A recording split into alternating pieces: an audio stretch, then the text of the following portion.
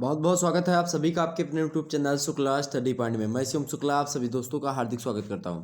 दोस्तों आज का वीडियो बहुत ही ज़्यादा खास होने वाला है आप लोगों के लिए और बहुत ही अच्छा वीडियो है। आप लोगों की अगर परीक्षा देने जा रहे हैं तो आपके लिए बहुत ही बेहतर ये जो है प्रश्न रहेंगे और आपको यहाँ पर देखने को ये मिलेगा कि आखिरकार जितने मॉडल पेपर में हमने प्रश्न बताए थे उनमें से लगभग और लगभग यहाँ से बहुत सारे लगभग 80% प्रश्न जो है हमारे मॉडल पेपर से जो है आपके फंसे हुए हैं। और बाकी जितने वीडियो हमने हिंदी साहित्य की आपको दे रखी है उनमें बहुत सारी जो है प्रश्न आपके फंसे हुए हैं।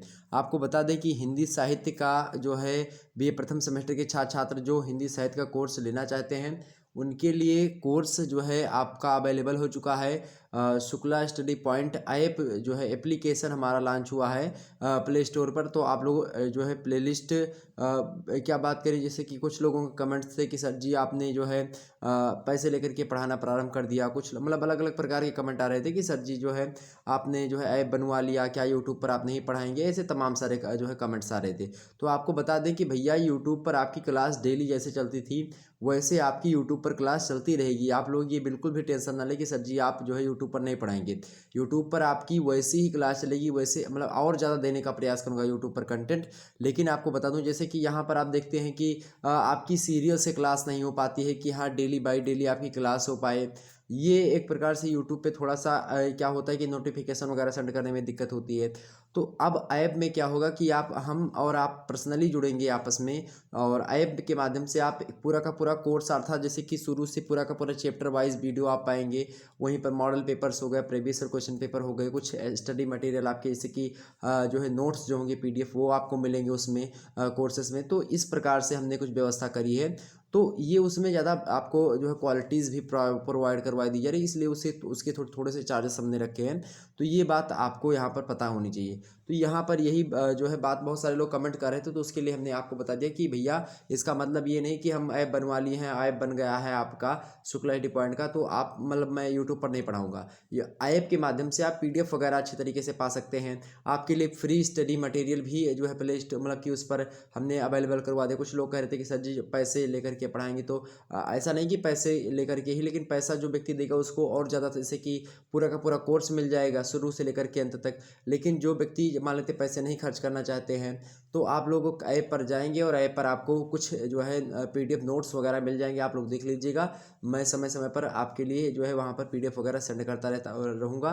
तो आप लोग ऐप अवश्य डाउनलोड करें। और आपको ये भी बता दूं अगर आपको जो है एकदम से शुरुआत से लेकर के अंत तक पढ़नी है हिंदी तो आप हमारा कोर्स डाउनलोड कर सकते हैं। ओके, मतलब कोर्स आप जाएंगे तो बाई नाउ पे वहाँ पर क्लिक करेंगे तो आप लोग वहाँ से बाई कर सकते हैं। ओके, शुक्ला स्टडी पॉइंट का ऐप। ओके चलिए अब प्रारंभ करते हैं और आपको दिखाते हैं कि आखिरकार कितने प्रश्न आपके मॉडल पेपर से फंसे हुए हैं।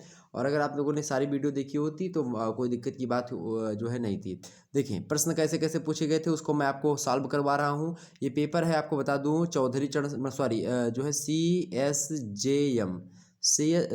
जे एम यूनिवर्सिटी। ये है आपकी कौन सी भाई, ये सी माने होता है जो है आपका छत्रपति साहू जी महाराज जो है यूनिवर्सिटी है। कहाँ की है भाई, छत्रपति साहू जी महाराज यूनिवर्सिटी है आपकी कानपुर की। ओके, तो छत्रपति साहू जी महाराज यूनिवर्सिटी कहाँ की है, कानपुर यूनिवर्सिटी के का पेपर है ये। कानपुर यूनिवर्सिटी की परीक्षाएं चल रही है। आपको बता दें कि आज आप लोगों ने अंग्रेजी का पेपर दे करके आए होंगे और जिन छात्रों का अंग्रेजी का पेपर हुआ है वो लोग हमारे पे जो है 91 61 93 60 62 पर जो है आप लोग कमेंट करके जो भी आपके पास प्रश्न पत्र हैं जो अभी नए हो रहे हैं तो उसको सेंड कर दीजिएगा। हालांकि प्राचीन इतिहास का मेरे पास है, सोशियोलॉजी का पेपर मेरे पास है और पॉलिटिकल साइंस का हमने आपके समक्ष हल ही करवा दिया तो आप लोगों ने देखा होगा उसको। ठीक, तो ये अब इसी श्रृंखला में हिंदी का मेरे पास आया तो हिंदी का पेपर आप लोग देख लीजिएगा। पेपर में आपको टाइम दिया गया था 1.5 घंटे का। मैक्सिमम मार्क्स आपके कितने थे भाई, तो मैक्सिमम मार्क्स आपके थे जो है 100 नंबर के। तो ये बात आप ध्यान रखेंगे। आपको यहाँ पर निर्देश दिए गए थे कुछ इनका आपको जो है पालन करना था। पहली बात ये कि प्रश्न पुस्तिका तब तक ना खोलें जब तक आपसे कहा ना जाए। दूसरी बात यह है कि प्रश्न पुस्तिका में आपके 100 प्रश्न दिए गए थे। परीक्षार्थी को किन्हीं जो है 75 प्रश्नों के उत्तर देने थे। OMR सीट पर जो है ही हल करना था प्रश्न पत्र को आपको।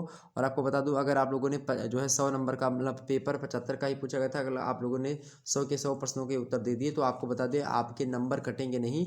लेकिन होगा क्या कि शुरुआत के जो 75 नंबर मतलब 75 क्वेश्चन तक के जो है आपकी कॉपी चेक होगी। बाकी 25 नंबर में आपने कितना सही किया कितना गलत किया उससे मैटर नहीं होगा। ओके, तो वो शुरुआत के 75 प्रश्नों के जो है आकलन कर लेंगे। तो आप लोग क्या करेंगे कि ऐसे प्रश्नों को छांटिए जो कि आपको पता हो। आप ऐसे प्रश्नों को छांट दीजिए, 25 प्रश्न आप इसमें से हटा दीजिए, 100 में से आपको केवल 75 करने हैं। तो ये अच्छी अच्छी बात है और बहुत अच्छी बात है, क्योंकि 25 आपके लगभग थोड़े से कठिन प्रश्न होंगे और बाकी लगभग जो है 75 प्रश्न या 70 के आसपास आपके बहुत सरल आते हैं। ओके, तो आप देखिएगा। चलिए हम प्रारंभ करते हैं और एक एक प्रश्नों को हम आगे बढ़ते हुए चलेंगे। ओके, अब बहुत सारे लोगों के कमेंट होते हैं कि सर जी क्या हिंदी काव्य और हिंदी साहित्य एक ही है? हाँ भैया, हिंदी साहित्य में ही काव्य आता है, ठीक है। हिंदी काव्य, हिंदी गद्य, ये सब हिंदी साहित्य के अंतर्गत ही आते हैं। तो आप परेशान बिल्कुल भी ना हो, सभी इस यूनिवर्सिटी का सिलेबस सेम है। किसी किसी विश्वविद्यालय में परीक्षा ऑब्जेक्टिव होगी, जैसे कि आपकी बता दूं, जैसे कि जो पूर्वांचल विश्वविद्यालय है उसकी परीक्षा भी प्रथम सेमेस्टर की ऑब्जेक्टिव होने वाली है। और भी विश्वविद्यालय की परीक्षा ऑब्जेक्टिव होने वाली है। कुछ विश्वविद्यालयों की डॉक्टर राम मनोहर लोहिया की लिखित होगी और इसी प्रकार से अन्य भी जो विश्वविद्यालय की लिखित हो सकती है। तो लिखित का मॉडल पेपर भी हमने डाल दिया, लिखित का एक यूनिवर्सिटी का पेपर हुआ था उसको भी हमने डाल दिया है, आप लोग देख लीजिएगा। और साथ ही साथ अगर आप लोगों की रिक्वायरमेंट होती तो एक आध लोग लिखित मॉडल पेपर मैं आपको दे दूंगा हिंदी साहित्य का, तो आप लोग परेशान मत होइएगा। ओके, और यहीं पर आपको बता दें, अगर आपको कोर्स लेना तो आप हमारे जो है ऐप को डाउनलोड कर सकते हैं। चलिए, पहला प्रश्न आपके समक्ष है। हम आसानी से मतलब एक एक प्रश्न को बड़ी तेजी से समझते हुए चलते हैं। पहला प्रश्न है कि निराला जी की प्रथम कविता कौन है? निराला जी की प्रथम कविता कौन है भाई? तो सबसे जो है ये ऑप्शन में लगा हुआ है, और जिस मतलब स्टूडेंट का पेपर है उसने बहुत सारे प्रश्न सही किए हैं। ये देखिएगा, इन्होंने लगाया था जूही की कली, बिल्कुल करेक्ट आंसर इसका यही है। जूही की कली जो है ये निराला जी की प्रथम कविता है। क्या है? निराला जी की प्रथम कविता है कौन? जूही की कली। अगला प्रश्न आपसे क्या पूछा गया था, यही साथ साथ हम पांचवे का भी देखते चले। ओके, ये भी देख लीजिएगा, पांचवा भी देखते चलिए आप सभी लोग। पांचवे का देखिए, हिंदी का सर्वश्रेष्ठ शोक गीत कौन सा है? हिंदी का सर्वश्रेष्ठ शोक गीत कौन सा है? या सीधे सीधे चलें यार, नहीं ऐसे अच्छा नहीं लगेगा। दूसरा देखते हैं। दूसरा प्रश्न आप लोग देखिएगा, दूसरा प्रश्न है कि राम की शक्ति पूजा में किसकी उपासना की गई है? तो राम की शक्ति पूजा के लेखक कौन है? तो सूर्यकांत त्रिपाठी निराला जी हैं। इसमें उपासना किसकी करी गई है? तो भाई साहब ने इसको गलत कर दिया है। इसमें उपासना करी गई है दुर्गा जी की। किसकी उपासना की गई? दुर्गा जी की। उस समय की बात है जब भगवान राम जो है अंतिम दिन का युद्ध लड़ने के लिए तत्पर होते हैं, और उस समय जो महाराज दशानन रावण होते हैं वो लंका में बैठ करके क्या करते हैं भाई, वो जो है माता एक प्रकार से उनका ध्यान करते हैं, सचंडी का, मतलब कि वो भी दुर्गा माता का ध्यान करते हैं, और भगवान शिव का भी वो पुजारी था बहुत ज़्यादा। तो भगवान शिव का एक प्रकार से वो ध्यान करता है, भगवान शिव को ध्यान में रख लाता है कौन? रावण। और इधर जो है ये रामचंद्र जी ये क्या करते हैं भाई, दुर्गा जी की आराधना करते हैं, ध्यान करते हैं। उसी पर निराला जी ने राम की शक्ति पूजा लिख दी है। और ये जो राम की शक्ति पूजा, इसका आधार ग्रंथ कौन सा है? कृतिवासी रामायण से जो है ये कथा को ली गई है, और जो है राम की शक्ति पूजा कविता निराला ने लिखी है। उधर रावण जो है शिवतांडव का पाठ कर रहा है कि जटाटवी गलज्जल प्रवाह पावित्र स्थले गले वलम विलंबिताम भुजंग तंग मालिकाम डमट डमट डमन नाट बड्डमर वयम चकार चंड तांडवम तन शिव शिवम जटाकटाह साभ्रम निलिप लिप निर्झरी बिलोल बच्च बल्लरी विराजमान मूर्धनि धगद धगद अज्जल ललाट पट्ट पावके किशोर चंद्रशेखरे रति प्रतिक्षणम ममा धराधरेन्द्र नंदनी विलास बंधु बंधुरा अफृद्यगद्ध संतति प्रमोद मान मानसे कृपा कटाक्ष धोरणी निरुद्ध धुरापति किचित दिगंबरे मनो विनोद मेतु वस्तुनि। इस प्रकार से जो है वो शिव तांडव का पाठ कर रहा था रावण, और इधर जो है भगवान राम जो है माता जो है दुर्गा जी का ध्यान कर रहे हैं कि सर्वमंगल मांगल्ये शिवे सर्वार्थ साधिके सारण्ये त्र्यंबके गौरी नारायणी नमस्तुते जयंती मंगला काली भद्रकाली कपालिनी दुर्गा क्षमा शिवा धात्री स्वाहा सुधा नमस्तुते। इस प्रकार से कुछ ध्यान करते हैं। आइए हम आगे बढ़ते हैं। तो यहाँ पर किसका ध्यान करते हैं भाई? दुर्गा जी का ध्यान करते हैं। तो ऑप्शन नंबर इसका सी करेक्ट होगा। तो जिन छात्र छात्राओं ने सी लगाया उनका करेक्ट होगा। और आपको बता दें, जो अन्य विश्वविद्यालय की जिनकी ऑब्जेक्टिव परीक्षा होनी है चाहे लिखित होनी है, दोनों लोगों के लिए lecture most most most important है। ये बात आप अपने जहन में बैठा लीजिएगा। यहाँ से एग्जाम से प्रश्न अवश्य आएंगे। तो जो लिखित वाले हैं वहाँ यहाँ से जो है बहुत ज़्यादा कंटेंट अर्थात जानकारी प्राप्त कर सकते हैं इस वीडियो से, और जो ऑब्जेक्टिव वाले हैं वो अपनी तैयारी कर सकते हैं और बेस्ट कर सकते हैं, क्योंकि आपके यूनिवर्सिटी के हिसाब से पेपर ऐसे ही पेपर मतलब ऐसे ही प्रश्न पूछे जाएंगे, बिल्कुल कहीं अलग से नहीं आएंगे। तो आप देखिए किस तरीके से प्रश्न आ रहे हैं। ठीक, तो आपको एक प्रकार से नमूना मिल रहा है, और मैं आपको साल में यहाँ पर आप समझिए, चाहे मॉडल पेपर समझिए चाहे पेपर की आंसर की समझ लीजिए। तो आंसर की तो CSGM वालों के लिए होगा, बाकी विश्वविद्यालयों के लिए एक प्रकार से मॉडल पेपर का कार्य करेगा। आने वाली जो परीक्षा होगी उसमें जैसे कि 23, 24 की, 25 की, इन सभी के लिए इलेक्शन मोस्ट इंपॉर्टेंट होगा। ओके, तो महाप्राण की संज्ञा किसे दी जाती है भाई? तो महाप्राण की संज्ञा से किसे विभूषित किया जाता है? तो सूर्यकांत त्रिपाठी निराला जी को महाप्राण कहा जाता है। ऑप्शन नंबर इनका क्या होगा? ऑप्शन नंबर इसका डी करेक्ट होगा। अगला प्रश्न देखते हैं। चौथा नंबर प्रश्न है, राम की शक्ति पूजा का प्रेरणा स्रोत क्या है? राम की शक्ति पूजा का प्रेरणा स्रोत क्या है भाई? तो इसमें ऑप्शन में दिया नहीं गया है कोई। ये एक प्रकार से बात की जाए तो ये कैसा है भाई? ये आपका राम की शक्ति पूजा का प्रेरणा स्रोत यहाँ पर ऑप्शन में ही नहीं दिया गया है। कृतिवासी रामायण होता चाहिए इसका। लेकिन अब यहाँ पर अगर कृतवासी रामायण है नहीं तो आप यहाँ पर क्या लगा सकते हो भाई? यहाँ पर आप जैसे कि जो है लगा सकते हो क्या, यहाँ पर देवी भागवत की मतलब प्रेरणा स्रोत क्या है कि देवी भागवत में जो है जो वर्णित पूजा है उसी के बारे में भगवान राम ने पूजा करी है माता दुर्गा की, तो यहाँ पर देवी भागवत लगाना उचित होगा। लेकिन कृतवासी रामायण में जो कथा लिखी है उस कथा के हिसाब से राम की शक्ति पूजा लिखी गई थी, तो मेरे हिसाब से ऑप्शन नंबर डी होना चाहिए। और बाकी इसमें ऑप्शन में कृतवासी रामायण होना चाहिए, तो अगर वो होता तो मैं वो लगा देता। ओके, तो अब ये इसका 4 का ये करेक्ट होगा, मतलब कि आप डी लगा दीजिएगा 4 का। आगे देखते हैं अगला प्रश्न आपके समक्ष 5वां नंबर देखिएगा। 5वां नंबर प्रश्न आपसे पूछा गया है कि हिंदी का सर्वश्रेष्ठ शोक गीत कौन सा है? तो भाई सबसे ज़्यादा शोक गीत वही है जिसको किसने लिखा है? सूर्यकांत त्रिपाठी निराला जी ने लिखा है। सूर्यकांत त्रिपाठी निराला जी की पुत्री का नाम था सरोज, और उन्हीं की स्मृति में उन्हीं की याद, चूँकि सरोज जो थी उनकी मृत्यु हो जाती है और उनके याद में जो सूर्यकांत त्रिपाठी निराला रहते हैं बहुत ज़्यादा टूट जाते हैं, क्योंकि उनकी जो है पत्नी की मृत्यु भी हो जाती है, उसके बाद में उनकी लड़की की भी मृत्यु हो जाती है, और उन्हीं की याद में जो है सरोज जो उनकी लड़की है उनके याद में लिखा इन्होंने सरोज स्मृति, और ये हिंदी का सर्वश्रेष्ठ शोक गीत के नाम से आना था। ओके, ऑप्शन नंबर इसका सी करेक्ट होगा। अगला प्रश्न है 6वां नंबर प्रश्न देखेंगे, निराला की मृत्यु कब हुई भाई? निराला की मृत्यु कब हुई थी? निराला की मृत्यु जो हुई थी आपकी कब हुई थी? 6वें का करेक्ट आंसर क्या होगा आपका? बी ऑप्शन 1961, बिल्कुल करेक्ट लगाया भाई साहब ने। ऑप्शन नंबर इसका बी करेक्ट होगा। आगे देखते हैं अगला प्रश्न आपके समक्ष है 7वां नंबर प्रश्न देखिएगा।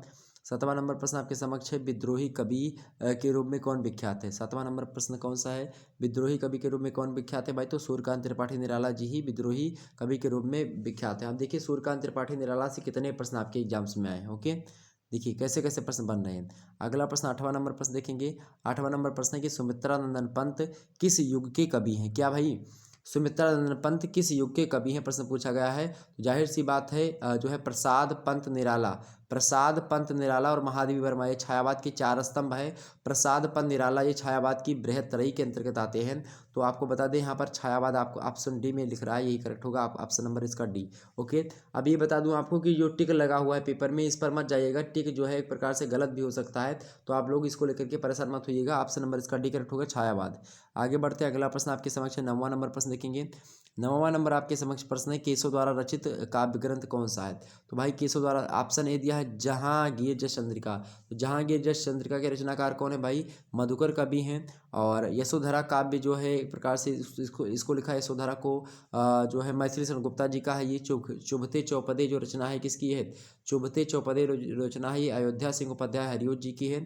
शिवराज भूषण तो आपको पता है, जैसे कि नाम में भूषण लिखा, तो ये किसकी है? भूषण कवि की है। तो ये चारों की चारों रचनाएं जो है केशवदास की कोई नहीं है। तो एक प्रकार से ये पूरक प्रश्न की श्रेणी में आप इसको रख सकते हैं। पूरक करने का मतलब ये है कि ऐसा ना हो कि मतलब कि कोई बच्चा 100 में 100 नंबर पा जाए, अर्थात जितने का पूर्णांक है पूरा का पूर्णांक छाप दे।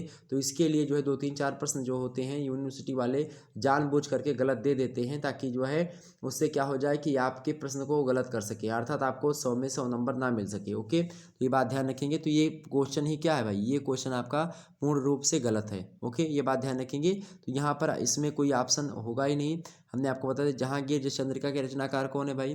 तो कवि मधुकर हैं, मैथिली शरण गुप्त, यशोधरा, चुभते चौपदे, शिवराज भूषण, ये तो 3 कन्फर्म एकदम से बिल्कुल। जहांगीर जस चंद्रिका ये भी कवि मधुकर का ही है। लेकिन अगर आप ऑप्शन ए लगाएंगे तो हो सकता है ज़्यादा प्रेफरेंस जो है यहाँ पर मिले। तो जिन्होंने ए लगाया होगा हो सकता है उनको नंबर मिल जाए। ओके, हो सकता है उनको नंबर मिल जाए, ये बात ध्यान रखेंगे। और हो सकता है कि चाहे आप बी लगाए हो, चाहे सी लगाए हो, चाहे डी लगाए हो, कुछ भी आप लोगों अगर लगा करके आए हैं तो आपको हो सकता है सभी को एक नंबर जो है मतलब या डेड नंबर जो भी देना होगा वो दे दिया जाएगा। ओके, तो आप परेशान मत होइएगा इसके लिए करके। अगला प्रश्न 10वां नंबर, रामचंद्रिका में कांड की संख्या कितनी? तो रामचंद्रिका में कितने कांड है भाई? 7 कांड है। ओके, तो जिस प्रकार से इसमें 7 कांड है उसी प्रकार से इसमें भी 7 कांड है। रामचरितमानस में कितने कांड है? उसमें भी 7 कांड है। अगला प्रश्न है 11वां नंबर प्रश्न है, घनानंद का सर्वाधिक प्रसिद्ध ग्रंथ कौन सा है। घनानंद का सर्वाधिक प्रसिद्ध ग्रंथ कौन सा है भाई, तो कौन सा है, सुजान हित जो है ये इनका जो है बहुत ज़्यादा क्या है भाई, सुजान हित जो है इनका बड़ा फेमस और सर्व जो है प्रसिद्ध है। सुजान नामक वेश्या से प्रेम करते थे ये बात ध्यान रखेंगे। सारे के सारे प्रश्न हमने आपको बताया, कोई दिक्कत की बात नहीं है, आपको कहीं से भटकने की आवश्यकता नहीं थी।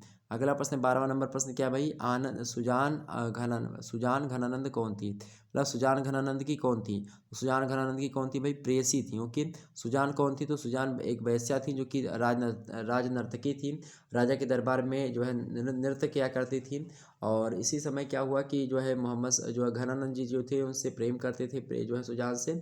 इसकी पूरी की पूरी कथा हमने वीडियो वगैरह में आपको समझा करके बताई है, देख लीजिएगा। जो है आप अगर देखेंगे तो जो है ऐप वगैरह पर आपको वीडियो मिल जाएगी। ठीक, आगे देखते हैं। अगला प्रश्न आपके समक्ष है, 13वां नंबर प्रश्न है, घनानंद की रचना नहीं है। घनानंद की रचना कौन सी नहीं इनमें से भाई, घनानंद की रचना कौन सी नहीं इनमें से, तो आपका सुजान विनोद जो है यही इनकी रचना नहीं, सुजान विनोद इनकी कोई रचना नहीं। ओके, ये बात ध्यान रखेंगे। सुजान हित इनकी रचना है, कीर्तिलता है, इसकलता है, ये सब क्या है इनकी रचनाएं हैं, जबकि सुजान विनोद कोई इनकी रचना नहीं। तो ऑप्शन नंबर इसका कौन सा होगा, बी वाला करेक्ट होगा 13वां का। अगला प्रश्न है, अगला प्रश्न आपके समक्ष 14 नंबर, घनानंद किस काल के कवि हैं। घनानंद के बचपन का नाम क्या था, आनंद घन इनके बचपन का नाम था। घनानंद किस काल के कवि हैं भाई, तो घनानंद मुख्य रूप से कहाँ के भाई, रीति काल के कवि हैं। अगर रीति काल में भी पूछेगा तो रीति जो है मुक्त काव्यधारा के कवि रहे हैं घनानंद। ओके, तो ऑप्शन नंबर इसका डी करेक्ट होगा। अगला प्रश्न है 15 नंबर प्रश्न देखेंगे, घनानंद की काव्य भाषा कैसी है, तो बिल्कुल सभी को पता होगा ब्रज भाषा में रचनाएं लिखते थे, ऑप्शन नंबर इसका डी करेक्ट होगा, ब्रज भाषा। 16 नंबर प्रश्न आपके समक्ष है, विद्यापति किस काल के कवि है, तो आदि काल के हैं विद्यापति, ऑप्शन नंबर इसका ही करेक्ट है। हमने विद्यापति के बारे में भी पढ़ाया है, सभी कवियों की रचनाओं को व्याख्या वगैरह खूब बताई है अच्छे तरीके से। ठीक, आगे समझते हैं। 17वां नंबर प्रश्न है, तो आपके चैनल पर आपको बता दो शुक्ला आई पॉइंट पर 2 लिखित मॉडल पेपर हैं और 2 आपके ऑब्जेक्टिव मॉडल पेपर आपके चैनल पर हो चुके हैं। और महासंग्राम वीडियो कम से कम 5-6 पड़ी हुई, तो सभी को देख लीजिएगा। ओके, अगला प्रश्न 17वां नंबर है, रामचरितमानस की भाषा कैसी है, तो रामचरितमानस की भाषा कैसी भाई, रामचरितमानस की भाषा कैसी है, अवधि भाषा है रामचरितमानस की, ऑप्शन नंबर इसका भी करेक्ट होगा। और अगला प्रश्न आपके समक्ष है, अगला प्रश्न देखते हैं 18 नंबर प्रश्न देखिएगा। 18 नंबर प्रश्न है, तुलसी दास की मृत्यु है, मतलब तिथि कब है। 18 नंबर प्रश्न देखेंगे, तुलसीदास जी की मृत्यु कब हुई थी भाई, तुलसीदास जी की जो मृत्यु हुई थी आपकी जो है सन 1623 में हुई थी। कब हुई थी, सन 1623 में हुई थी, सन 1623 में हुई थी। ईस्वी में, ईस्वी की बात की जाए 1623 में, 1532 में जन्म होता है, 1623 में इनकी मृत्यु होती है। लेकिन यहाँ पर सन में 1623 दिया नहीं है, इसका मतलब यहाँ पर जो सन लिखा है इन्होंने ये संवत में होना चाहिए। अब इसमें से हम संवत बनाने के लिए क्या करेंगे भाई, संवत बनाने के लिए अगर हम इसमें 57 जोड़ देते हैं, 57 अगर मान लेते हैं हम जोड़ते हैं तो 7 3 10 के 0 हो जाएगा, आपका ऑप्शन जो है 1 आ जाएगा। 5 और 2 कितना हो जाएगा भाई, 5 और 2 7 हो जाएगा, 7 और 1 क्या हो जाएगा 8 हो जाएगा। और यहाँ पर क्या लिख देंगे भाई, यहाँ पर 16 का 16 रहेगा, तो 1680 आपका विक्रम संवत का आ रहा है। तो संवत 1600 जो है 80 विक्रमी में क्या हुआ था, इनका जो है मृत्यु तिथि आप ऑप्शन ए में लगा सकते हैं इसको। ठीक है, तो यहाँ पर सन नहीं होगा, यहाँ पर जो है आपका संवत होना चाहिए। यहाँ पर क्वेश्चन, हालांकि ये गलत क्वेश्चन छपा है, यहाँ पर सन यहाँ पर जो छाप दिया है ये बहुत गलत हुआ है। यूनिवर्सिटी के प्रोफेसर्स जो है उनको सोचना चाहिए और उनको इन बातों पर ध्यान देना चाहिए कि हाँ कहाँ पर वो गलत छाप रहे हैं। अब यहाँ पर हमने 3 प्रश्न आपको गलत यहाँ पर दिखा दिए। अब आप सोच रहे होंगे कि किस प्रकार से पेपर छपता है। अगर हम लोगों को पेपर छापने के लिए दे दें तो हम लोग और अच्छा पेपर छाप दें, ताकि जो है कोई प्रश्न ऐसा ना हो कि जो कि आपका फंसे या फिर जो है प्रश्न गलत हो। अब यहाँ पर एक आध प्रश्न गलत होने का कोई चांस मतलब कि बनता है कि हाँ एक आध प्रश्न गलत हो या कोई दिक्कत ना हो, लेकिन यहाँ पर ये प्रश्न देखिए कैसे गलत है। यहाँ पर सन लिखा हुआ है, यहाँ पर संवत लिखना चाहिए था इनको। आगे समझते हैं।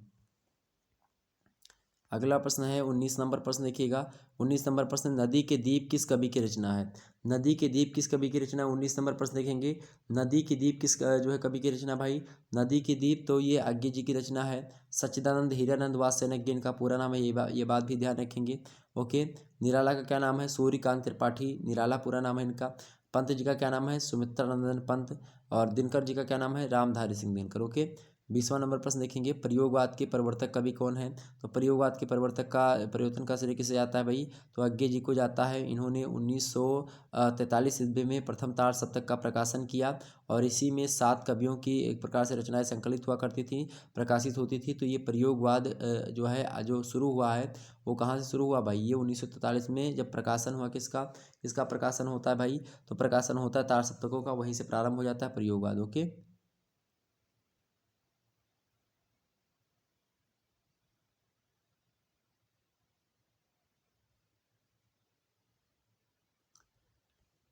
आगे बढ़ते हैं। अगला प्रश्न 21 नंबर प्रश्न आपके समक्ष क्या भाई? तार सप्तक के संपादक कौन है? तो अज्ञे हैं, बिल्कुल करेक्ट आंसर, ऑप्शन नंबर इसका डी है। और 4 तार सप्तकों का प्रकाशन हुआ, एक का 1900 जो है 43 में होता है, इन सभी को खूब बताया था उनमें। उसके 8 साल के बाद में 43 और 8 कितना हो जाएगा? 43 और 8 कितना हो जाएगा भाई? तो ये 43 और 7 मतलब ये 51 हो जाएगा ना। तो ये 1951 में दूसरा, और फिर 8 जोड़ दीजिए इसमें, तो 1959 में तीसरा आपका हो जाएगा। ठीक है, 1959 में तीसरा। पहला क्या 1943, दूसरा क्या 1951, तीसरा क्या 1959 हो जाएगा। और 59 में 20 साल अगर आप जोड़ देंगे तो 1900 जो है 79 हो जाएगा। तो यहाँ पर 79 हो जाएगा, तो 1979 में। फिर चार तार सप्तकों का प्रकाशन हुआ। ठीक है, ये बात आप ध्यान रखेंगे। 22वां नंबर प्रश्न आप सभी लोग देखिएगा, फटाफट से एक बार वीडियो को लाइक और शेयर कर दीजिएगा। ओके, तार सप्तक का प्रकाशन वर्ष है 1943 में तार सप्तकों का प्रकाशन प्रारंभ होता है। ऑप्शन नंबर इसका ए करेक्ट होगा। 1943 से तार सप्तकों का प्रकाशन प्रारंभ हो जाता है। ऑप्शन नंबर इसका कौन सा करेक्ट होगा भाई? इसका करेक्ट होगा ऑप्शन नंबर ए, 22 नंबर का। ओके, ये बात ध्यान रखेंगे। आगे बढ़ा जाए, चलिए अगला प्रश्न आपके समक्ष है, जो है 23 नंबर प्रश्न है, अज्ञे जी को किस काव्य रचना पर साहित्य अकादमी पुरस्कार मिला? तो अज्ञे जी को किस रचना पर मिला था भाई? आंगन के पार द्वार पर, नवोदय हुए पर, या हरिघास पर क्षण भर, या भग्नदूत पर? तो अज्ञे जी को किस पर मिला? तो अज्ञे जी को जो जो मिला था मेरे प्यारे दोस्तों, जो साहित्य अकादमी पुरस्कार मिला है, साहित्य अकादमी पुरस्कार आंगन के पार द्वार पर मिला। किस पर मिला है? आंगन के पार द्वार पर इनको जो है साहित्य अकादमी पुरस्कार मिला था। ऑप्शन नंबर इसका ए करेक्ट होगा। अगला प्रश्न देखिएगा 24 नंबर, अज्ञे का जन्म कब और कहाँ पर हुआ था? 24 नंबर प्रश्न है। तो अज्ञे जी का जो जन्म हुआ था कब और कहाँ पर हुआ था? तो इनका जन्म जो हुआ था देवरिया में हुआ था, जो है और कब हुआ था? 1911 में हुआ था। ये बात ध्यान रखेंगे। अगर आपको पता था कि उनका जन्म 1911 में हुआ है तो भी आप देवरिया लगा सकते थे। अगर आपको पता है कि देवरिया में हुआ था तो आप 1911 देखें, चाहे ना देखें, देवरिया केवल एक ही में दिया है, तो आप आसानी से प्रश्न कर सकते थे। ओके, कोई टेक्निकल प्रश्न नहीं है, सब सारे के सारे सहज प्रश्न पूछे गए थे, कोई दिक्कत की बात नहीं थी। और 25 नंबर प्रश्न है, जायसी का जन्म किस सन में हुआ? ये देखिए ऐसे ऐसे प्रश्न पूछे गए हैं। हमने बताया था कि सभी का जन्म और मृत्यु रट लीजिएगा, सभी की रचनाओं को 2-2 3 दिन को रट लीजिएगा, पढ़ लीजिएगा। हमने खूब बताया था आपको, कोई दिक्कत की बात नहीं। और एक भी प्रश्न आपसे कहीं से अलग से नहीं आया है। हमने सब आपको बताया था क्या क्या कर लेना है, आपको कैसे कैसे करना है, पूरी हमने रणनीति भी सेट करी है। तो ये बात ध्यान रखेंगे। जायसी का जन्म किस सन में हुआ था?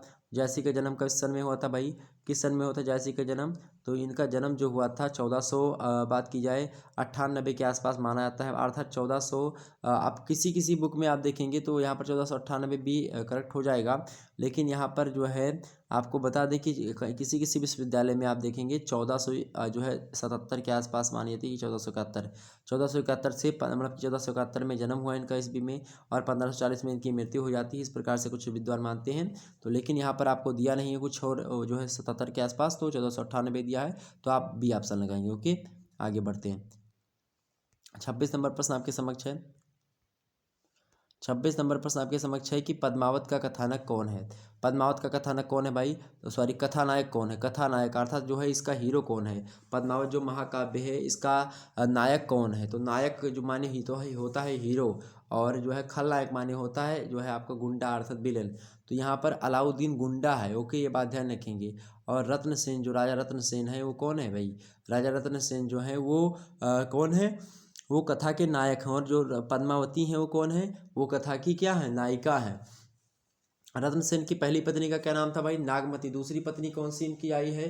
वो पद्मावती आई, बड़ी सुंदर थी पद्मावती। और इसके कारण से क्या हुआ, अलाउद्दीन खिलजी जो है आप देखेंगे, मूवी देख लीजिएगा, उसमें सारी बातें आपकी समझ में आ जाएंगी। ओके, आगे बढ़ते हैं और मुद्दों को हम समझने का प्रयास करते हैं। अगला प्रश्न क्या पूछा गया था? अगला प्रश्न देखिएगा, 27 नंबर प्रश्न आपसे पूछा गया था कि पद्मावती के पिता का क्या नाम था? प्रश्न है कि पद्मावती के पिता का क्या नाम था। मोस्ट इंपॉर्टेंट प्रश्न है, एग्जाम्स में आया प्रश्न है, एग्जाम्स में लगातार जो है ये प्रश्न आता ही रहता है, कोई दिक्कत की बात नहीं इसमें। पद्मावती के पिता का क्या नाम था भाई, तो गंधर्व सेन के पिता का नाम था। ऑप्शन नंबर इसका सी करेक्ट है। अगला प्रश्न देखिएगा, 28 नंबर प्रश्न है, जो है पद्मावत की भाषा कैसी है, तो पद्मावत की भाषा साहित्यिक जो है अवधि नहीं, पद्मावत की भाषा बोलचाल की अवधि है, जो है ठेठ अवधि जिसको आप कहते हैं। तो ऑप्शन बी में दिया है बोलचाल की अवधि, ऑप्शन नंबर इसका बी करेक्ट होगा। पद्मावत की भाषा सेम वैसी है। अगला प्रश्न देखिएगा आप सभी लोग, 29 नंबर प्रश्न यहाँ पर दिया हुआ है।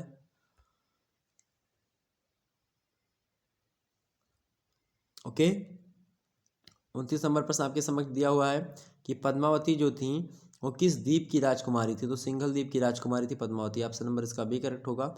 अगला प्रश्न देखेंगे भाई, 30वां नंबर प्रश्न है आपके समक्ष कि जायसी के गुरु का क्या नाम था।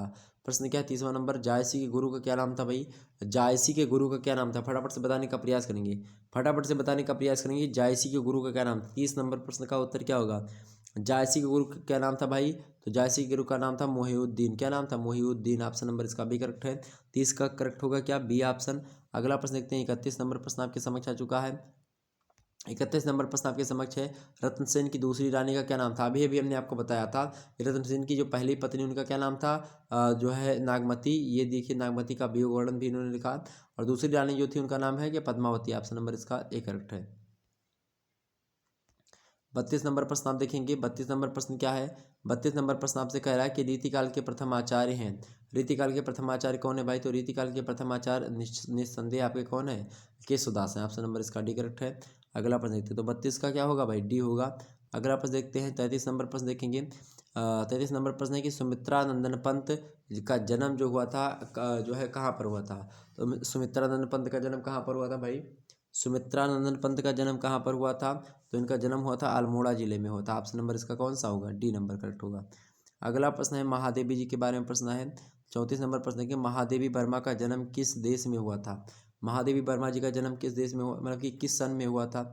महादेवी वर्मा का जन्म किस देश, मतलब कि किस सन में हुआ था, देश में तो भारत में ही हुआ था। महादेवी वर्मा जी का जन्म जो हुआ था किस सन में हुआ था, तो 1907 बिल्कुल करेक्ट है आपका, ठीक है, ऑप्शन नंबर इसका बी करेक्ट होगा। अगला प्रश्न देखते हैं, 35 नंबर प्रश्न देखिएगा आप सभी लोग। 35 नंबर प्रश्न है कि महादेवी वर्मा का जन्म किस जनपद में हुआ था।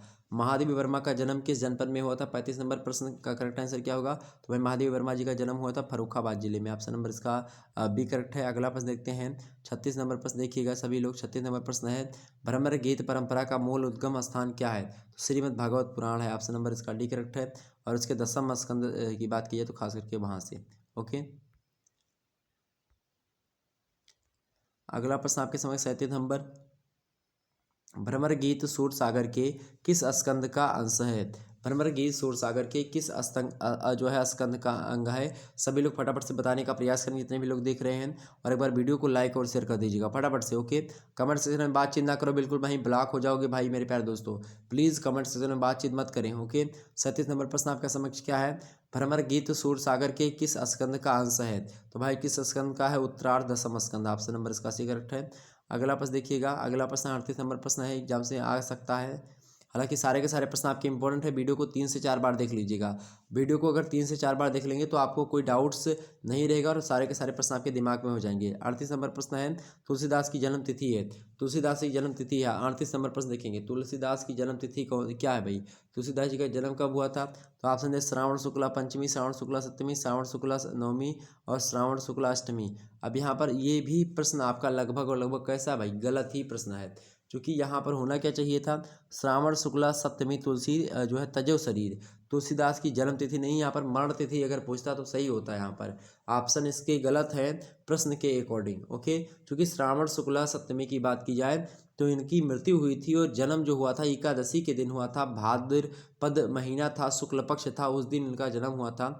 लेकिन यहाँ पर श्रावण शुक्ला सप्तमी बोल रहा है, श्रावण शुक्ला सप्तमी को इनकी मृत्यु हुई थी। एक दोहा प्रचलित है कि जो है जो है 80 अंक के तीर इस प्रकार से कुछ है। और उसके बाद में आगे है कि जो है श्रावण शुक्ला सप्तमी तुलसी तजो शरीर, तो यहाँ पर ये तुलसी के तजने की डेट है ऑप्शन नंबर बी। तो आप लोग लगाइएगा वैसे बी ऑप्शन, अगर आप लोगों ने लगाया होगा तो आपको नंबर मिलेगा। अगर जो है अगर ये प्रश्न अगर उसके दिमाग में आता है यूनिवर्सिटी वालों के, तो इसमें सभी को नंबर समान दे दिया जाएगा, ये बात भी ध्यान रखेंगे। लेकिन अगर आप जिसका पर्पज उसके पूछने का यही था कि मरण तिथि पूछने था, लेकिन उसने क्या कर दिया, जन्म तिथि पूछ लिया। ओके, तो यहाँ पर ये गलत जो है उदाहरण उसने दिया है, यहाँ पर गलत जो है क्या हो गया भाई, उसका ऑप्शन या फिर जो है क्वेश्चन जो है उसने गलत किया है। 38 नंबर। अगला प्रश्न देखेंगे 39 नंबर प्रश्न देखिएगा सभी लोग। 39 नंबर प्रश्न आपके समक्ष है कि तुलसी की पत्नी का क्या नाम था। तुलसी की पत्नी का क्या नाम था भाई, तो तुलसीदास जी की पत्नी का क्या नाम था, रत्नावली नाम था। ऑप्शन नंबर इसका एक करेक्ट है। और रत्नावली ने ही तुलसीदास जी को क्या कहा था कि हांड मास के मतलब कि हांड मास बिन बड़ी शरीरा, मतलब अस्थि चरम में देह मम, कहा उन्होंने कि अस्थि चरम में देह मम तामय ऐसी प्रीत। और मतलब ऐसी प्रीति अगर आप भगवान से करते जितनी हमने हमारे शरीर से की है, जो कि हाड़ और मांस का बना हुआ है, हड्डी और चमड़े से बना हुआ है, अगर वही प्रेम आप भगवान से करते तो आप जो है आपको मोक्ष की प्राप्ति हो जाती। यही बात बताई थी, तब से भगवान जो तुलसीदास जी थे वो जो है क्या करते, तपस्या करने चले जाते हैं। अगला प्रश्न आपके समझ 40 नंबर प्रश्न, तुलसीदास के गुरु का क्या नाम था। तुलसीदास के गुरु के मतलब तुलसीदास के गुरु का नाम था,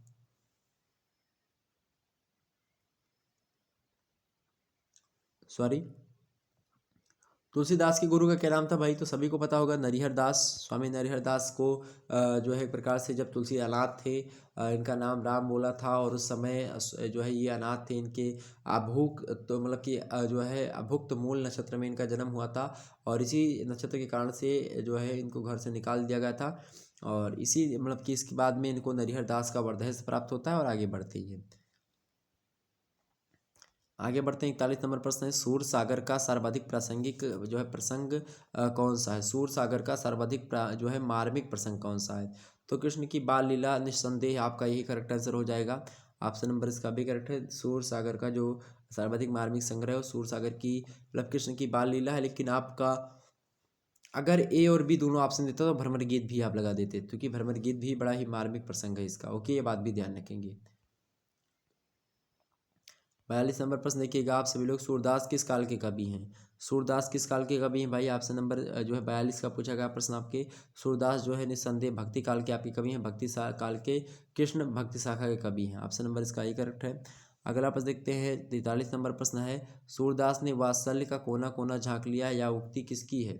तो सूरदास जो ने वात्सल्य का कोना कोना झाँक लिया है, या कथन कहा था आचार्य रामचंद्र शुक्ला ने। ऑप्शन नंबर इसका डी करेक्ट है। अगला प्रश्न देखते हैं।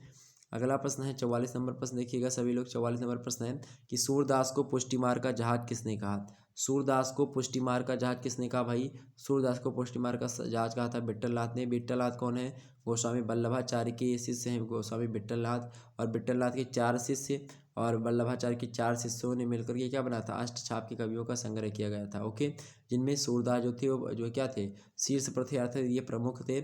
और उसी में क्या हुआ कि जो है सूरदास को पुष्टिमार का जहाज किसने कहा है, तो जब सूरदास जी की मृत्यु हुई तो जो है उन्होंने क्या कहा, सूरदास जी की जब मृत्यु हो गई थी तब जो है विट्ठलनाथ को दुख हुआ, और विट्ठलनाथ ने कहा उस समय कि पुष्टिमार का जहाज जाता है, जो कुछ लेना चाहो सो ले हो, इस प्रकार से उन्होंने कहा था। तो यही प्रश्न जो है यहाँ पर पूछा गया था। आगे बढ़ते हैं अगला प्रश्न। 45 नंबर प्रश्न आपके समक्ष है कि तुलसीदास जी का जन्म स्थान कौन सा है। तुलसीदास जी का जन्म जो हुआ था कहाँ पर हुआ था भाई, राजापुर नामक ग्राम में हुआ था। ऑप्शन नंबर इसका सी करेक्ट है। अगला प्रश्न देखते हैं। अगला प्रश्न देखिएगा 46 नंबर प्रश्न है, कबीर के गुरु का क्या नाम था, तो रामानंद इनके गुरु का नाम था। किसकी, कबीर का। ऑप्शन नंबर इसका ही करेक्ट है। अगला प्रश्न देखिएगा, इनमें से कौन सा कवि जो है मार्गी, इनमें से कौन सा कवि ज्ञान मार्गी शाखा का है। 47 नंबर प्रश्न है, इनमें से कौन सा कवि जो है ज्ञान मार्गी शाखा का है। ज्ञान मार्गी का कौन है भाई, कबीर दास जो हैं ये ज्ञान मार्गी शाखा से हैं। रहीम कौन है भाई, रहीम जो है ये एक प्रकार से भक्ति परंपरा से जो है बिलोंग करते हैं।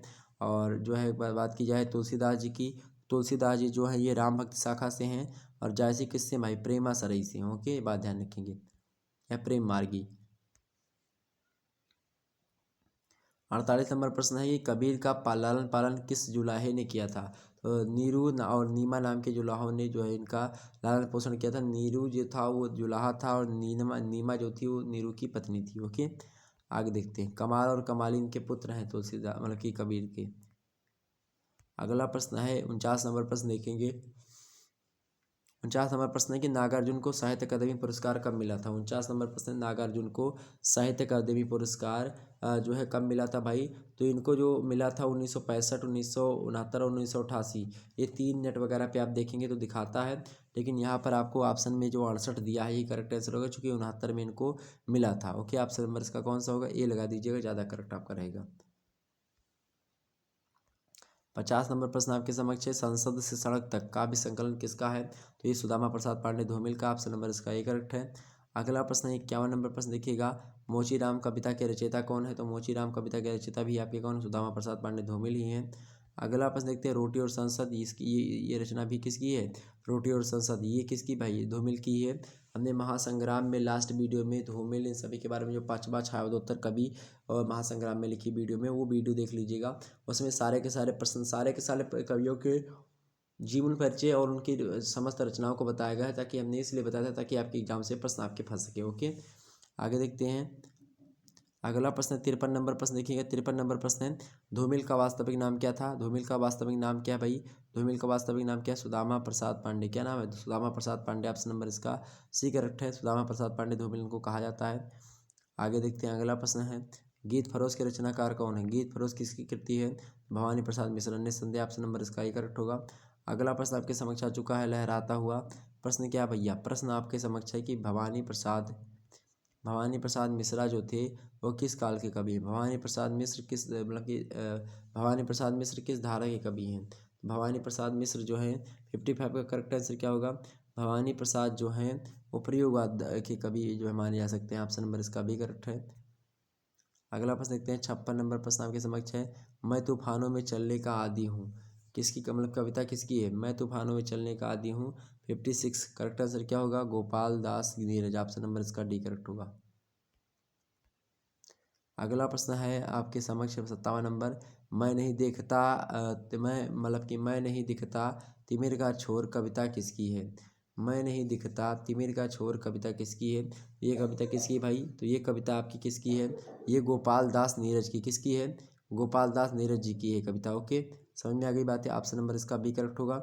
आगे बढ़ते हैं। अगला प्रश्न 58 नंबर प्रश्न देखिएगा, किस काल को वीरगाथा काल के नाम से जाना था। तो सभी को पता होगा, आदिकाल को वीरगाथा काल कहा जाता है। भक्ति काल की बात की तो भक्ति काल को कौन सा काल कहा जाता है, इसको हम जो है पूर्व मध्यकाल के नाम से जानते हैं। रीति काल को हम उत्तर मध्यकाल के नाम से जानते हैं और आधुनिक काल को हम गद्य काल के नाम से जानते हैं। ओके, ये बात यहाँ पर ध्यान रखेंगे। आगे बढ़ा जाए, चलिए आगे बढ़ते हैं और अभी मुद्दों को हम समझने का प्रयास करते हैं। अगला प्रश्न आपके समक्ष आ चुका है 59 नंबर प्रश्न देखिएगा। सभी लोग 59 नंबर प्रश्न देखिएगा, जितने भी लोग देख रहे हो फटाफट से 59 नंबर प्रश्न की ओर अपनी निगाहें दौड़ाइए। रामचरितमानस की भाषा क्या है, सॉरी, रामचरितमानस की भाषा क्या है भाई। तो रामचरितमानस की भाषा कौन सी भाई, अवधी भाषा जो है रामचरितमानस की भाषा है। ऑप्शन नंबर इसका डी करेक्ट होगा। शुरुआत में आप देखेंगे मंगलाचरण से शुरुआत होती है इसकी। वर्ण नाम अर्थ संघा नाम रसा नाम छंद समपि मंगला नाम च कर्तारो बंदे वाणी विनायको भवानी शंकरो बंदे श्रद्धा विश्वास रूपिणो। तो इस प्रकार से यहाँ शुरुआत होती है। पहले जो है भगवान जो है गणेश और माता सरस्वती की वंदना की जाती है प्रथम लाइनों में। तो इस प्रकार से ये अवधी भाषा में है। जैसे कि आप चौपाई और दोहा शैली का प्रयोग करते हुए इन्होंने लिखा। तुलसीदास महाराज ने हिंदी साहित्य की सबसे अमूल्य निधि जो मानी जाती है ये रामचरितमानस ही मानी जाती है। रामचरितमानस का कोई तोड़ नहीं पूरे के पूरे संसार में, तो ये बात आप ध्यान रखेंगे। तो बड़े महाकाव्यों में से रामचरितमानस का नाम विश्व स्तर पर जो है उल्लेखनीय है और बड़ी फेमस पुस्तक है और हर एक घर में आप देखेंगे रामचरितमानस होगा। ठीक है, ये बात ध्यान रखेंगे। भारत की बात की तो भारत में 24 घंटे हम लोग रामचरितमानस का गान करते हैं और जो है आप देखते होंगे रामचरितमानस की चौपाइयाँ विभिन्न प्रकार की हमने आपको पढ़ाई भी है। राजा दशरथ के और कैकेयी के बीच के,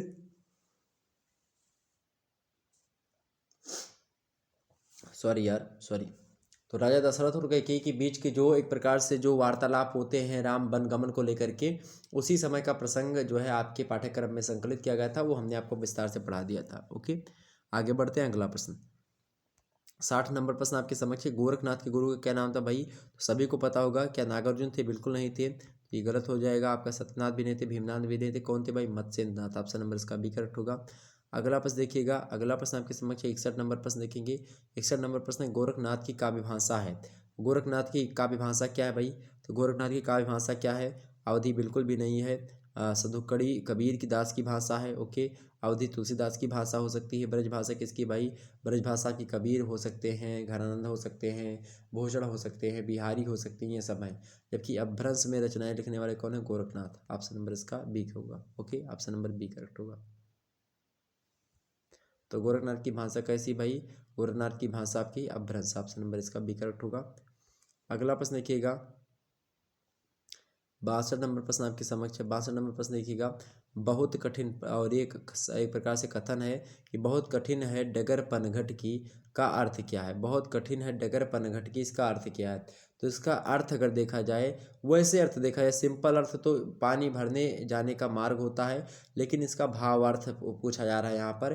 क्योंकि एग्जामिनर के मन की बात जो होता है, एक टीचर समझ जाता है कि हाँ क्या पूछा जाना चाह रहा है वो, और क्या जानना चाह रहा है आपसे, स्टूडेंट से क्या पूछना चाह रहा है वो। यहाँ पर दोनों अर्थ हो सकते हैं, लेकिन वो पूछा कौन सा है? वो पूछा ईश्वर प्राप्ति का मार्ग। ओके, तो पानी भरने जाने का मार्ग जो है ये एक प्रकार से बिल्कुल गलत हो जाएगा, क्योंकि बहुत कठिन है डगर पनघट की। तो ये प्रश्न है, पानी भरने जाने का मार्ग के बारे में नहीं बात की जा रही, ये गलत है। भ्रमण करने का मार्ग ये भी गलत है, घर जाने का मार्ग ये भी गलत है। सही करेक्ट आंसर कौन होगा? ऑप्शन नंबर ए, ईश्वर प्राप्ति का मार्ग, इसका मतलब होता है। करेक्ट आंसर आपका ए होगा, ए इज राइट आंसर। ओके, अगला प्रश्न देखते भाई, अगला प्रश्न देखते 63 नंबर प्रश्न देखेंगे। 63 नंबर प्रश्न है, अमीर खुसरो के गुरु का क्या नाम था? अमीर खुसरो के गुरु का क्या नाम था? हमने बताया था कि जब इनके गुरु निजामुद्दीन औलिया जो थे, उनकी जब मृत्यु हो जाती है, तब इन्होंने एक जो है दोहा भी कहा था उनको लेकर के कि गोरी सोवे सेज पर, मुख पर डारे केस, चल घर खुसरो आ पड़े, रैण भई चहुदेश। इस प्रकार से खुसरो ने कहा था। ठीक है, तो और उन्होंने ये भी और तमाम सारे देखेंगे कि मोह से नैना मिलाए के जो है छापा तिलक तजदीन ही रेतों से नैना मिलाए के, कि जब से मुझे गुरु का सानिध्य मिला है तब से हमने क्या कर दिया, तिलक छापना बंद कर दिया, और इसी प्रकार से तमाम सारे बाह्यडंबर जो थे उसको ख़त्म कर दिया, जब हमारा विनाश हो गए, जब आप हमारे जीवन में पधारे। तो अमीर खुसरो के गुरु का क्या नाम था? निज़ामुद्दीन औलिया। ऑप्शन नंबर इसका सी करेक्ट है। अगला प्रश्न देखते हैं, 64 नंबर प्रश्न देखिएगा। 64 नंबर प्रश्न है कि अमीर खुसरो को आमिर का खिताब किसने दिया था?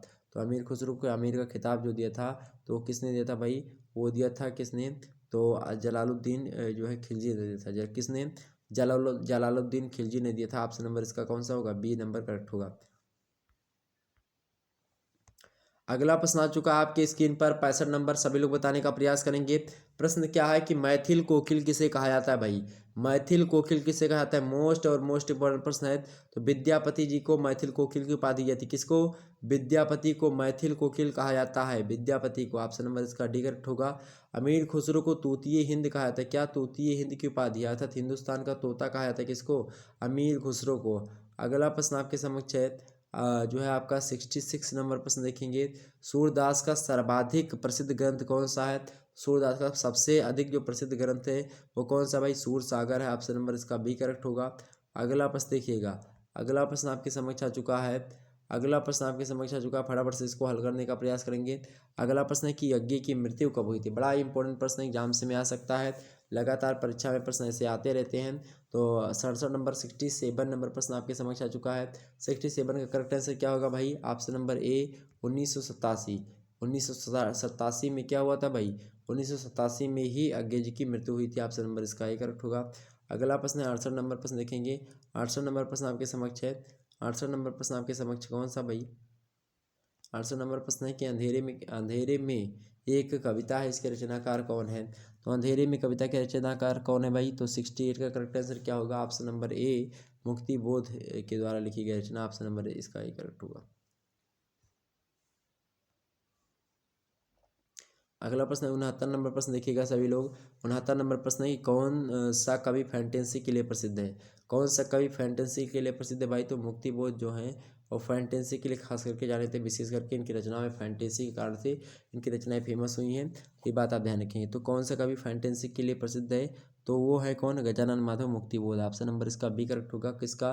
69 का बी वाला करेक्ट होगा। ओके, आगे बढ़ते हैं, अगला प्रश्न देखिएगा। एक बार जितने भी लोग देख रहे हो फटाफट से वीडियो को लाइक और शेयर कर दीजिएगा। जितने भी लोग देख रहे हो फटाफट से वीडियो को लाइक और शेयर कर दीजिएगा। मज़ा तभी आएगा मेरे प्यारे दोस्तों जब आप वीडियो को लाइक और शेयर करेंगे। दबा करके शेयर को जितने भी लोग देख रहे हो, नए नए हमारे छात्र छात्रा जो आ रहे हैं सभी लोग वीडियो को लाइक करेंगे, शेयर करेंगे। और शुक्ला स्टडी पॉइंट का जो ऐप है वो आ चुका है प्ले स्टोर पर। आप लोग उस ऐप को डाउनलोड करके हिंदी साहित्य का कंप्लीट कोर्स बाई कर सकते हैं आसानी से। उसके चार्जेस जो है 200 जो है शुरुआत के 50 बच्चों के लिए जो है वो केवल और केवल 251 रुपये के लिए रखा गया है। बाकी फिर से वो प्राइस जो होगी आपकी जो है 400 हो जाएगी। तो आप लोग जो है जिनको लेना है वो आप लोग कोर्स जो है बाई कर सकते हैं अभी। ओके, आगे समझते हैं। तो मुक्तिबोध का पूरा नाम क्या है? गजानन माधव मुक्तिबोध। ऑप्शन नंबर इसका ही करेक्ट है। गजानन माधव मुक्तिबोध इनका पूरा नाम है। अगला प्रश्न आपके समक्ष 71 नंबर प्रश्न देखेंगे। 71 नंबर प्रश्न में मुक्तिबोध की मृत्यु कब हुई थी? मुक्तिबोध की मृत्यु कब हुई थी भाई? 71 नंबर प्रश्न क्या है? मुक्तिबोध की मृत्यु कब हुई थी? तो हुई थी आपका मुक्तिबोध की मृत्यु 1964 में ही हुई थी। ऑप्शन नंबर इसका भी करेक्ट है। कब हुई थी? 1964 में हुई थी। फटाफट से एक बार वीडियो को लाइक और शेयर कर दीजिए। तब तक मैं थोड़ा सा जल ग्रहण कर लूँ, थोड़ा सा गला बैठ रहा है। ओके,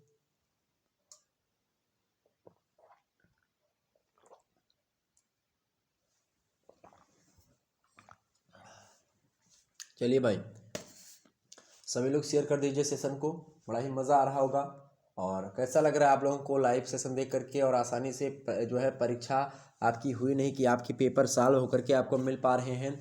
और आपको ये अनुभव हो रहा है जो विभिन्न यूनिवर्सिटी वाले देख रहे हैं हमको कि कैसे पेपर में प्रश्न ऑब्जेक्टिव में फंसेंगे। ये बहुत बड़ी बात है। और आप सोचिए शुक्ला स्टडी पॉइंट आपके साथ लगातार जुड़ा हुआ है।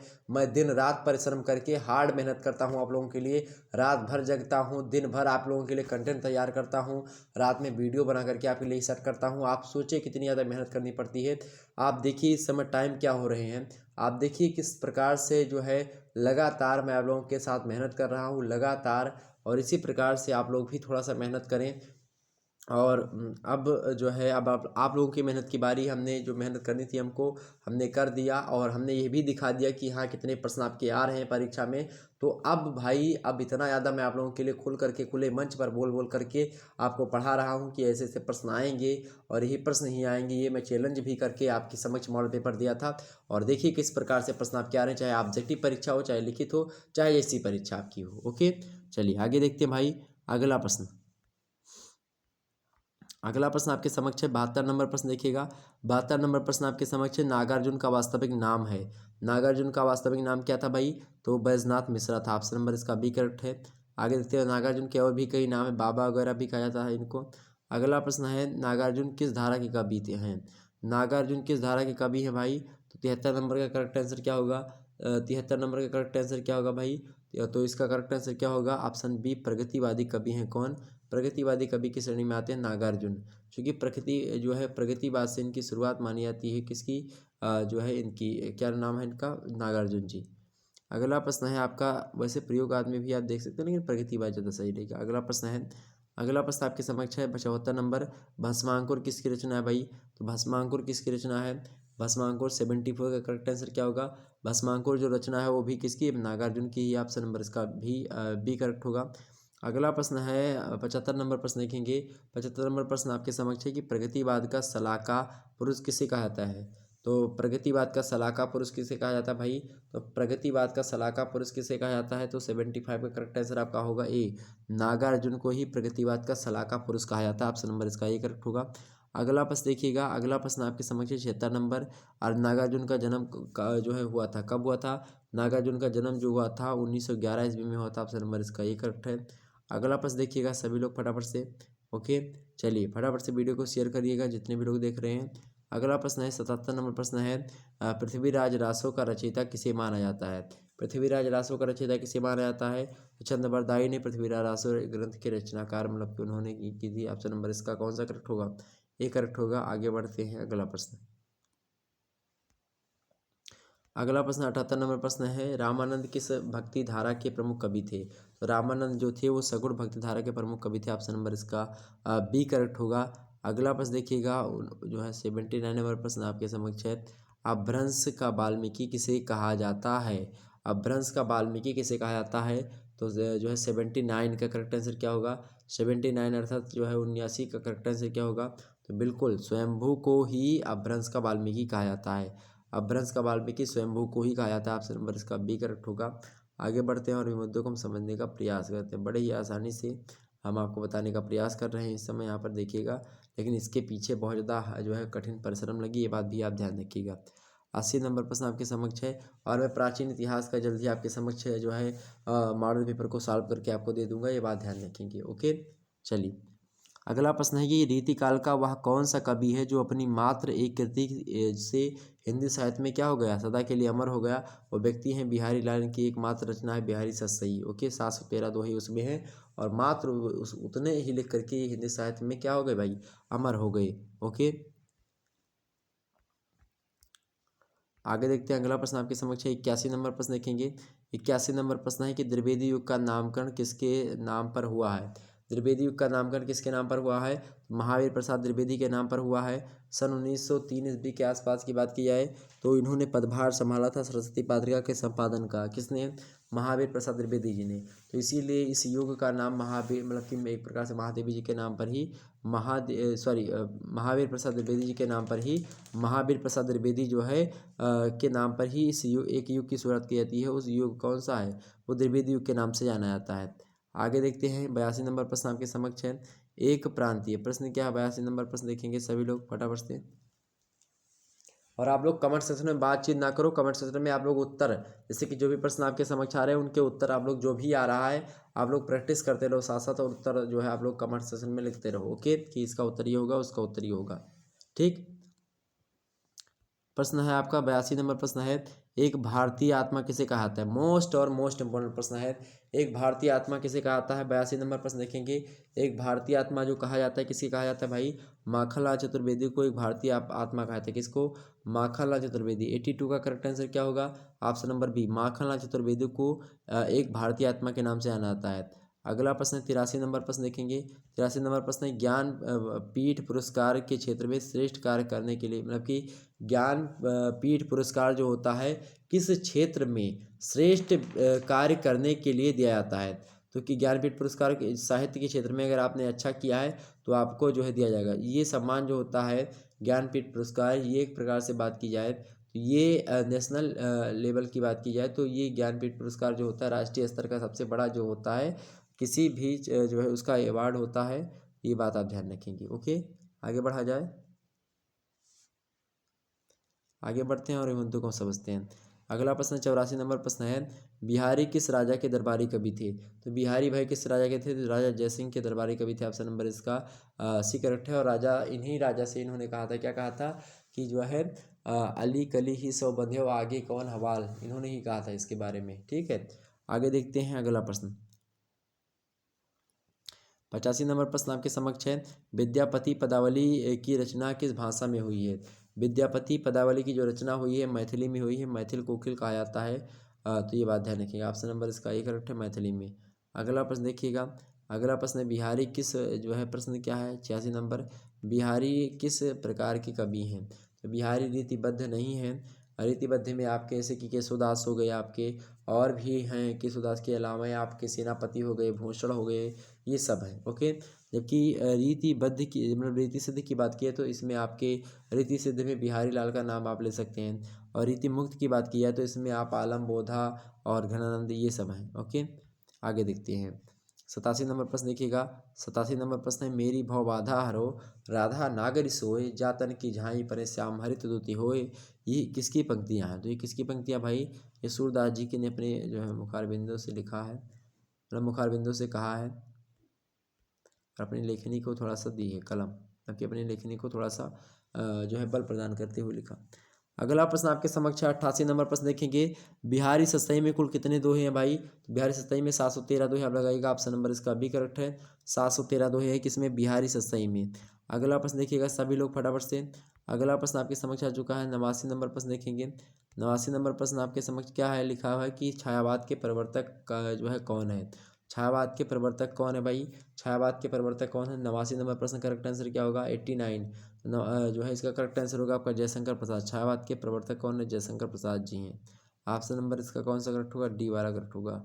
ओके, आगे देखते हैं। अगला प्रश्न है आपका 90 नंबर प्रश्न है। प्रश्न बड़ा ही अच्छा पूछा गया था कि जयशंकर प्रसाद किस युग के कवि हैं। सभी को पता होगा छायावाद के कवि हैं। छायावाद में सबसे अच्छा योगदान, अतुलनीय योगदान और जो है एक प्रकार से आप प्रशंसनीय योगदान जो है किसका रहा भैया, तो ये जयशंकर प्रसाद जी का ही रहा है। तो जयशंकर प्रसाद किस युग के कवि रहे हैं, तो छायावाद के कवि रहे हैं। और छायावाद में इनकी रचनाएं बड़ी फेमस हैं और अलग अलग प्रकार से आप देखेंगे रामचरितमानस के बाद में दूसरा जो सबसे फेमस महाकाव्य है भारत का या हिंदी साहित्य का, वो कौन सा है, वो आपका यही है। ओके, ये बात ध्यान रखेंगे। कि जयशंकर प्रसाद की रचना है तुलसीदास की रामचरितमानस के बाद में यही, और दूसरा रामचरितमानस भी कहा जाता है कामायनी को। ऑप्शन नंबर इसका सी करेक्ट होगा छायावाद। अगला प्रश्न देखते हैं 91 नंबर प्रश्न देखिएगा। 91 नंबर प्रश्न आपके समक्ष है जयशंकर प्रसाद। प्रश्न क्या है, जयशंकर प्रसाद का जन्म कब हुआ था। जयशंकर प्रसाद का जन्म हुआ था सुघनी साहू परिवार में वाराणसी अर्थात तो बनारस में जो है इनका, या काशी में इनका जन्म हुआ था 1889 ईस्वी में। ये बात ध्यान रखेंगे। ऑप्शन नंबर इसका कौन सा करेक्ट होगा, बी वाला।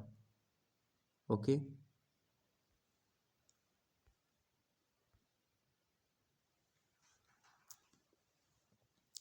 एक बार सभी लोग वीडियो को शेयर करेंगे और लाइक करेंगे जितने भी लोग देख रहे हैं। अगला प्रश्न 92 नंबर प्रश्न देखिएगा सभी लोग। 92 नंबर प्रश्न है जयशंकर प्रसाद का जन्म जो है स्थान कौन सा है। जयशंकर प्रसाद का जन्म स्थान कौन सा, अर्थात कहाँ पर इनका जन्म हुआ था, किस प्लेस पर, तो प्लेस आपका कौन सा है, वाराणसी प्लेस पर इनका जन्म हुआ था। ऑप्शन नंबर इसका कौन सा होगा, बी वाला करेक्ट होगा। आगे देखिएगा सभी लोग फटाफट से, और जितने भी लोग देख रहे हो सभी लोग वीडियो को लाइक कर दीजिएगा, चैनल पर नए हैं तो सब्सक्राइब कर दीजिएगा, बेल आइकन को प्रेस कर दीजिए और सभी दोस्तों के पास वीडियो को शेयर कर दीजिएगा ताकि जो है सभी छात्र छात्राएँ लाभान्वित हो सकें और अपने अंक में अच्छे तरीके से सुधार ला सकें और अच्छे अंक प्राप्त करें। और जिनको भी कोर्स बाई करना है तो आप हमारे जो है प्ले स्टोर की ऐप जो है वो डिस्क्रिप्शन बॉक्स में नीचे दे दूँगा। और साथ ही साथ अगर आप शुक्ला एचडी पॉइंट चैनल जो है, अब शुक्ला एचडी पॉइंट सर्च करेंगे आप प्ले स्टोर पर भी, तो आपको तीसरे नंबर पर जो है मेरी ऐप मिल जाएगी, आप लोग वहाँ से डाउनलोड कर लीजिएगा। ओके, वहाँ पर आपको free study material PDF notes आपको फ्री में कुछ पीडीएफ नोट्स मिलेंगे और बाकी जो पूरा का पूरा कंप्लीट मिलेगा वो आपको जो है कोर्स में के अंदर मिलेगा। ओके, और कोर्स को आपको खरीदना पड़ेगा। ओके, ये बात आप ध्यान रखेंगे। तो 93 नंबर प्रश्न आपके समक्ष कौन सा भाई, 93 नंबर प्रश्न आपके समक्ष आ चुका है। प्रश्न है आपका 93 नंबर की हिंदी साहित्य के इतिहास का प्रथम लेखक कौन सा है। तो हमने खूब बताया आपको गारसा दत्तासी जो है हिंदी साहित्य के इतिहास लेखन के प्रथम श्रेणी नहीं को जाता। ऑप्शन नंबर इसका बी करेक्ट होगा। अगला प्रश्न देखते हैं। अगला प्रश्न है हिंदी साहित्य की भूमिका के लेखक कौन है। तो हिंदी साहित्य की भूमिका जो है एक इतिहास ग्रंथ है जो कि लिखा है, किसने लिखा है, तो आचार्य हजारी प्रसाद द्विवेदी जी ने लिखा है। ऑप्शन नंबर इसका कौन सा होगा, बी वाला करेक्ट होगा। आगे बढ़ते हैं।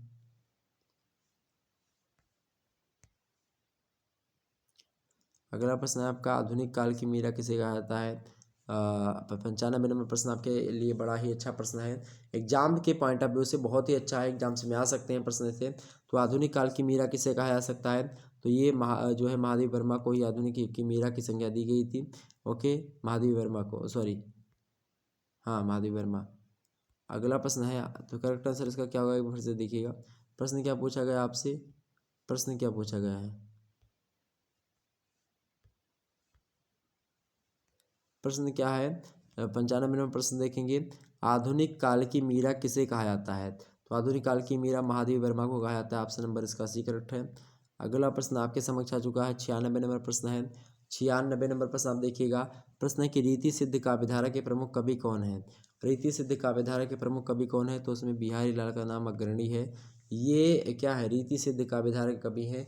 रीति सिद्ध काव्यधारा वह काव्यधारा होती थी जिसमें लोग रीतियों में बंद करके रचनाएं नहीं लिखते थे। ओके, अब इसमें क्या होता है, आपने जो है क्या किया, जो मतलब कि रीति सिद्ध काव्यधारा की बात की जाए तो रीति सिद्ध काव्यधारा के प्रमुख कवि कौन है, बिहारी लाल है। और रीतिबद्ध की बात की जाए या रीतिबद्ध में क्या होता था भाई, रीतिबद्ध में रीतियों में बंद करके रचनाएं लिखी जाती थी। रीति सिद्ध में क्या होता था कि लोग जो है जानते थे आचार ग्रंथ, मतलब कि किस प्रकार से लिखना है वो जानते थे, और साथ ही साथ और भी चीज़ें वो जानते थे, लेकिन जानते हुए भी उनका प्रयोग नहीं किया करते थे। रस छंद अलंकार को जानते हुए उनका प्रयोग ज़्यादा से ज़्यादा मात्रा में ना करना, ये सब क्या होता है, ये सब जो है रीति सिद्ध का मतलब कि रीति जो है बद्ध की बात की जाए रीतिबद्ध में। ओके, तो रीति सिद्ध काव्य धारा के प्रमुख कवि कौन है? तो आपको बता देना होगा बिहारी लाल है। ओके, ये बात ध्यान रखेंगे। आगे देखते हैं 79 नंबर प्रश्न है आपके समक्ष है, 97 नंबर प्रश्न है, कामायनी में किस दर्शन की अभिव्यक्ति हुई है? तो कामायनी में बात की जाए तो एक दर्शन है आपका प्रतिभिज्ञा दर्शन, इसी की अभिव्यक्ति हुई। ऑप्शन नंबर इसका डी करेक्ट होगा। कामायनी की किस दर्शन की मतलब अभिव्यक्ति हुई है? तो वो आपका प्रतीक जो है क्या है भाई, प्रतिभिज्ञता मतलब प्रतिभिज्ञा दर्शन से जो है ये जुड़ा हुआ है। अगला प्रश्न है आपके समक्ष 96 नंबर प्रश्न आपके समक्ष है।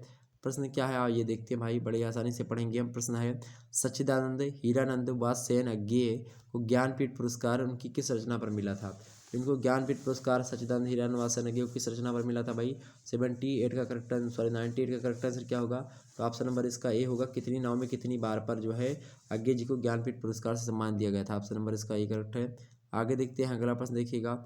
अगला प्रश्न 99 नंबर प्रश्न आपके समक्ष है कि युगधारा रचना के रचनाकार का नाम बताइए। युगधारा रचनाकार के मतलब रचना के रचनाकार का नाम बताइए। युगधारा के लेखक कौन है भाई? युगधारा के लेखक कौन है? 99 नंबर का करेक्ट आंसर क्या होगा? Option number C. युगधारा के रचयिता कौन है? नागार्जुन युगधारा के रचयिता। ऑप्शन नंबर इसका सी करेक्ट है। अगला प्रश्न देखिएगा। अगला प्रश्न आपके समक्ष आ चुका है, 100वां नंबर प्रश्न है और लास्ट नंबर आज के वीडियो का प्रश्न है। बड़ा ही इंपॉर्टेंट प्रश्न है। प्रश्न है कि सराहपा को हिंदी साहित्य का प्रथम कवि किसने माना? तो सराहपा को हिंदी साहित्य का जो प्रथम कवि माना था, अर्थात ये जो है वो किसने माना था? वो माना था छोटू चाचा,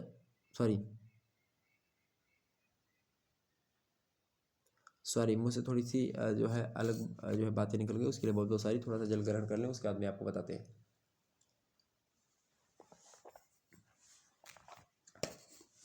थोड़ा सा ध्यान जो है हट गया था, उसके लिए बहुत बहुत सॉरी।